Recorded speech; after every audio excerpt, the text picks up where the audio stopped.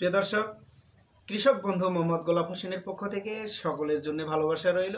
সকলেই ভালোবাসা গ্রহণ করুন। প্রিয় দর্শক, টি টেবিলে দেখতে পাচ্ছেন বেশ কিছু আয়োজন। এটা দেখে মনে হচ্ছে কি না কি খাবারের আয়োজন। হ্যাঁ দর্শক, খাবার, তবে মানবদেহের জন্য উপকারী, প্রয়োজনীয়, ঔষধি গুণাগুণ সম্পন্ন একটি ফল, যেটির নাম বেল।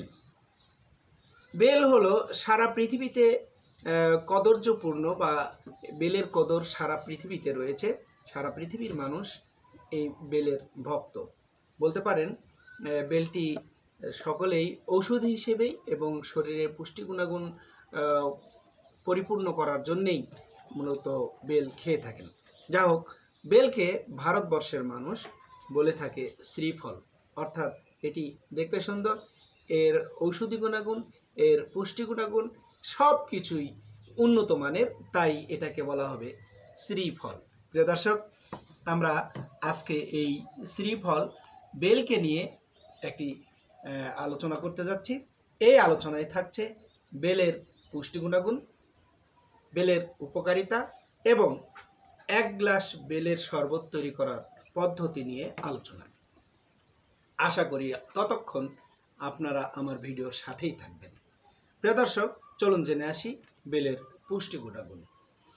বেলের মধ্যে রয়েছে vitamin A, vitamin C, calcium, potassium, phosphorus. রয়েছে আমিষ 2.62 গ্রাম, স্নেহ 0.39 গ্রাম, শর্করা 31.8 গ্রাম, ক্যারোটিন 55 মিলিগ্রাম। সেই সাথে রয়েছে thymine 0.13 milligram, riboflavin 1.19 milligram, niacin 1.1 milligram. সেই সাথে বেলে রয়েছে অ্যাসকরবিক অ্যাসিড 60 গ্রাম। এছাড়াও বেলে রয়েছে টার্টারিক অ্যাসিড 1.2 গ্রাম। প্রিয় দর্শক, বুঝতেই পারছেন বেলের মধ্যে কত পুষ্টি গুণাগুণ এবং ঔষধি গুণাগুণ। আমাদের ভিডিওকে ছোট করার স্বার্থে বেলের আরও পুষ্টি গুণাগুণ ছিল সেগুলো নিয়ে আলোচনা করা সম্ভব হচ্ছে না। প্রিয় দর্শক, চলুন জেনে আসি বেলের উপকারিতা। বেল মানবদেহের জন্য অত্যন্ত উপকারী একটি ফল। বেল খেলে হজম শক্তি বৃদ্ধি করে, বেল খেলে কোষ্ঠকাঠিন্য দূর হয়, বেল খেলে আমাশয় নিরাময় হয়। সেই সাথে বেল হলো জন্ডিসের জম। প্রিয় দর্শক, শুনে অবাক হবেন, বেল খেলে চোখের ছানি নিরাময় হয় এবং বেল খেলে শিশুদের স্মরণ শক্তি বৃদ্ধি পায়। তাছাড়া বেল খেলে কোলন ক্যান্সার নিরাময় হয়। প্রিয় দর্শক, এছাড়া আরও অনেক উপকারের স্বার্থে বেল খাওয়া হয়ে থাকে।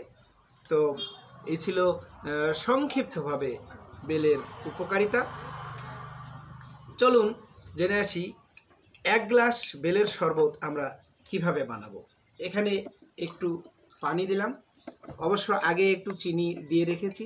চিনিটা মিশ্রণের স্বার্থে প্রয়োজনে আরেকটু চিনি দিয়ে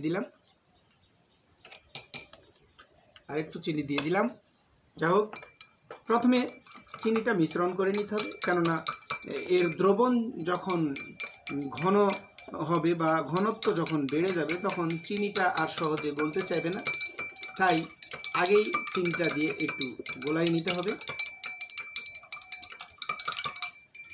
এটা যদি আখের গুড় দিয়ে তৈরি করেন সেটা আরও বেশি ভালো হবে। প্রিয় দর্শক, আমরা এর মধ্যে একটু বেল দিয়ে দিলাম।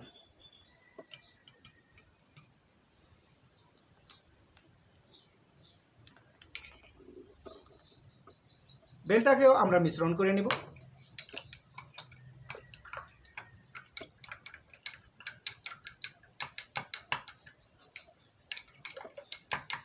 দেখতে পাচ্ছেন বেলটা মিশ্রণ হয়ে গেল। এবার এখানে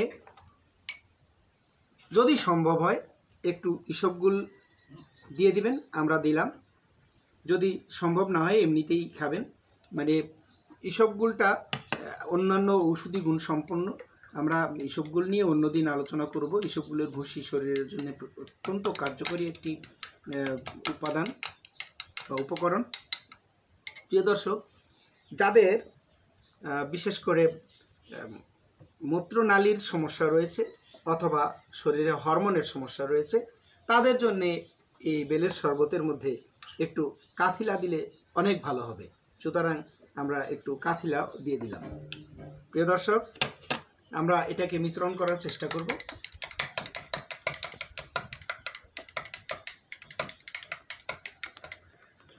আমরা পানিটা একটু বাড়িয়ে নিই। হ্যাঁ, অনেক অংশ হয়ে গেছে আমাদের শরবত এবং আশা করি এটি অনেক সুস্বাদু হয়েছে। বাবা খাবে? খাও, একটু খেয়ে বলো কেমন হয়েছে।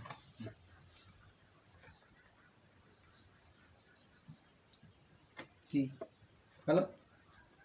ওকে, দারুণ। বেশি খাও, সমস্যা কি?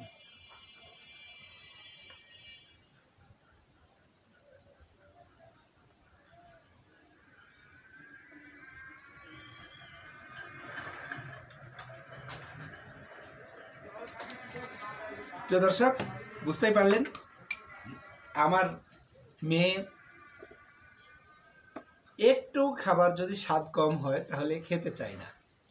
তো সে যখন খেয়েছে এবং দারুণ বলেছে, সুতরাং এটা দারুণ হয়েছে এবং আপনাদেরকেও দারুণ লাগবে। এটা আপনার শরীরের জন্য অত্যন্ত উপকারী ভেবেই এটা খাওয়ার প্রবণতা বৃদ্ধি করুন। নিজে সুস্থ থাকুন, সমাজ, রাষ্ট্র, পরিবারের সকলকে সুস্থ রাখার চিন্তা করুন এবং বসত বাড়ির কোনো একটি জায়গায় একটি বেলের গাছ রোপণ করুন। ধন্যবাদ।